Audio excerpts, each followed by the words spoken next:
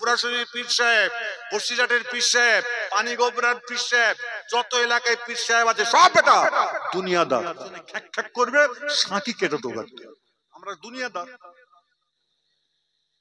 আমি ডাইরেক্ট বলছি, এত খুলে গেলে কোনো পীর সাহেব বলবে না, আপনারা কোনো আলেম বলবে না। আমরা দুনিয়াদার। আমরা যখন কি করি, আমরা যখন কোনো আপনার কি বলে মুরিদ গেল, পকেট যদি মোটা দেখতে পাই, আরে বাপ রে বাপ, আরে কেমন আছো তুমি, তোমার বাপ কেমন, তোমার মা কেমন, তোমার গোষ্ঠী কেমন। আর যদি পকেট যদি পাতলা হয়, গরিব পাড়া হয়, লাউ ঠেলা বোঝে, কোথায় যাবেন যাও। হুজুর কেবলার এই করেছে। হুজুর কেবলা গরিব বড় লোক ধনী, ভাই তোর টাকা তোর কাছে থাক, আমি আমার আল্লাহকে যদি পেয়ে যাই, ওর থেকে বড় ধনী আর দুনিয়াতে কেউ নেই। আরেকবার জোরে বলা যাবে না? তারা আল্লাহকে পাওয়ার জন্য হয়ে করেছে, আপনার কি বলে দিনের খেদমত করেছে। আর আমরা নিজেদের আপনার সাম্রাজ্য বাঁচাই গুছাবার জন্য আমরা খালি টানছি, খালি টানছি। পীর সাহেবদের কথা বলছি, ফুরফুরা শরীফ পীর সাহেব, বসিরহাটের পীর সাহেব, পানিগোবরার পীর সাহেব, যত এলাকায় পীর সাহেব আছে সব এটা দুনিয়াদার।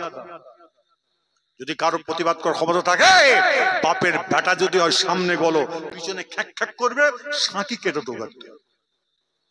কিছু নির্লজ্জ আছে আমাদের পিছনে কথা বলে, এত স্পষ্ট কথা কোন মৌলী সাহেব পীর সাহেব বলবে না, জানে আমার দাওয়াত কমে যাবে। ইমাম সাহেবকে যদি বলা হয় যে ইমাম সাহেব তুমি অমুক হাদিসটা বলে দাও, তো বলে হুজুর বললে অসুবিধা আছে। বলে কেন? বলে হুজুর আমার কাল থেকে চলে যাবে। ক টাকা মাইনে তোমার? বিনা মাইনে? সর্বনাশ করেছে। কেন আছিস ভাই, তোর সংসার নেই? কোথা বাড়ি? গ্রামে বাড়ি। তো তুমি নামাজ পড়ো, তুমি এই মাসলা হলো তোমাদের নামাজ হবে না। এই যদি ফ্রি পড়ায় তোমাদের নামাজ হবে না। দেয় সীমিত দেয় কত? 1000 মাসে? অবস্থা করো। আরে 1000 টাকায় কারো সংসার চলে? এই 1000 টাকার সংসার চলে? জোরে বলো, এত আসতে কেন? আর ইমাম সাহেবকে দেয় বলি না না, দৌড় খাবা কোথায়? 3 দিনের বিড়ি খরচা 1000 টাকা।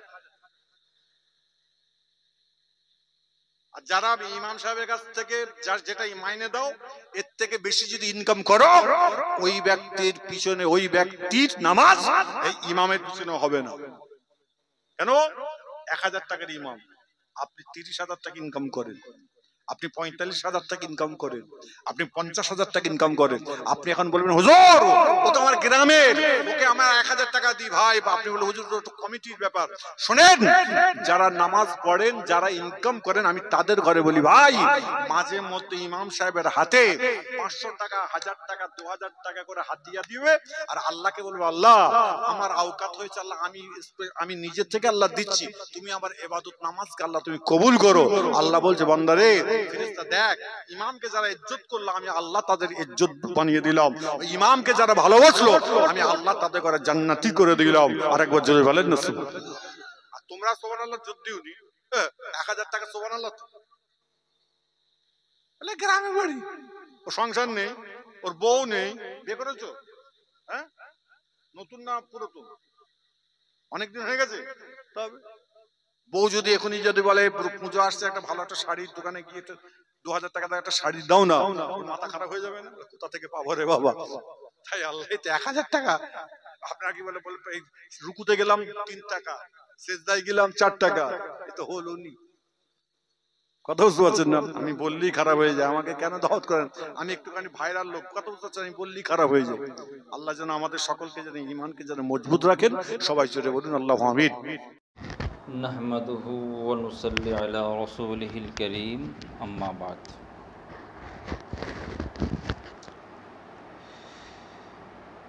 আউযু বিল্লাহি মিনাশ শাইতানির রাজীম, বিসমিল্লাহির রহমানির রহিম। লাকাদ কানা লাকুম ফি রাসূলিল্লাহি উসওয়াতুন হাসানাহ। সাদাকাল্লাহুল আযীম। সম্মানিত সুধী, আমি কিছু বলবো না, শুধু একটাই কথা বলবো, যে সমাজে যাদের একটা সম্মান আছে, মর্তবা আছে, তাদের সম্মানটা নষ্ট না করাই উচিত। কারোর যদি ভুল হয়ে থাকে সে ভুলটা সংশোধন করে দেওয়া দরকার, তা না করে তাদের বেইজ্জতিটা করা আমি এটা ভালো মনে করি নাই। মানুষ নামতেই ভুল হতে পারে, যাদেরকে মানুষ ফলো করে চলে তাদের প্রতি যদি আস্থা হারিয়ে ফেলে, এটা খারাপ জিনিস। তাই আমি বলবো, পীর সমাজে যারা একটা বক্তব্য দিচ্ছেন, কেউ বা কারা, তো একজনের বক্তব্য শুনলাম যে উনি বলছেন যে পীর সাহেবরা দুনিয়াদার, অনেকটা দরবারের নাম নিয়ে বললেন। দেখেন, পৃথিবীতে দুনিয়ায় থেকে সাআদাত ফিদ দারাইন, অর্থাৎ দুনিয়াও দেখতে হবে এবং আখিরাতও দেখতে হবে, ঠিক আছে? তো দুনিয়ায় মঙ্গল না হলে হবে না, আর শুধু দুনিয়া ছেড়ে আখিরাত দেখলে পারে এটা আবার অন্য দিয়ে হয়ে যাবে। শুধু আপনি আল্লাহ আল্লাহ করবেন, সব কিছু করবেন, আর ফ্যামিলি দিকে খেয়াল রাখবেন না, এটাও ঠিক না। সাআদাত ফিদ দারাইন কি? আপনি নিজের ফ্যামিলিও দেখবেন, এটা একটা ইবাদত, এবং আল্লাহর সমস্ত কাজ করবেন, এটাও ইবাদত। না শুধু নামাজই পড়বেন আর দুনিয়ার কোনো খেয়াল রাখবেন না, এটা তো ইমানদারের লক্ষণ। ইমানদারের লক্ষণ কি? কোরআন ও হাদিস অনুযায়ী, শরীয়ত অনুযায়ী পুরো জীবনটাকে নিজেকে বাস্তবায়ন করা, এটা হচ্ছে শরীয়ত। এটা হচ্ছে দিনদার মানুষের লক্ষণ বা করণীয়। যে দুনিয়ায় থাকবে তাকে কী বলা হবে? দুনিয়াদার। যে আখিরাতে থাকবে তাকে কী বলে? আখিরাতদার, নাকি? যদি দুনিয়ায় থেকে যদি দুনিয়াদারি না করা হয়, কেউ যদি মনে করেন যে শুধু আমি দুনিয়ায় থাকবো, শুধু আল্লাহ আল্লাহ আল্লাহ করবো, কোনো উপার্জন করবো না, তার খাওয়া হবে তো? এমন হলে পরে আল্লাহর নবী তাহলে কিছু করতেন না, অটোমেটিক শুধু নামাজ পড়তে অটোমেটিক খাওয়া যেত। তো যাই হোক, তার মানে এটা নয় যে আমি বলতে চাচ্ছি যে মানে শুধু দুনিয়ায় মগ্ন হয়ে যাবে, আখিরাতের দিকে মগ্ন হবে, আমার বলার উদ্দেশ্য এটা নয়। আমার বলার উদ্দেশ্য হচ্ছে এইটাই, সাআদাত ফিদ দারাইন। আমি এমন কর্ম করব দুনিয়া ও আখিরাত দুটোই আমার জন্যে কার্যকর হবে, এটা আমার করা উচিত। তো তাই নিজেদের মধ্যে কথা ছড়াছড়ি না করে সঠিক পথটা অবলম্বন করি। আজ মুসলিম উম্মাহ বিভিন্ন সমস্যার সম্মুখীন হচ্ছে, ঐক্য হয় আর বিচ্ছিন্ন না হয়। হাদিসে এসেছে মান সাজ্জা সাজ্জা ফিন নার, যারা দল ছুটায় তাদের স্থান হয় জাহান্নামে। আল্লাহ পাক আমার সকলকে সঠিক বোঝদান করুন, আমিন।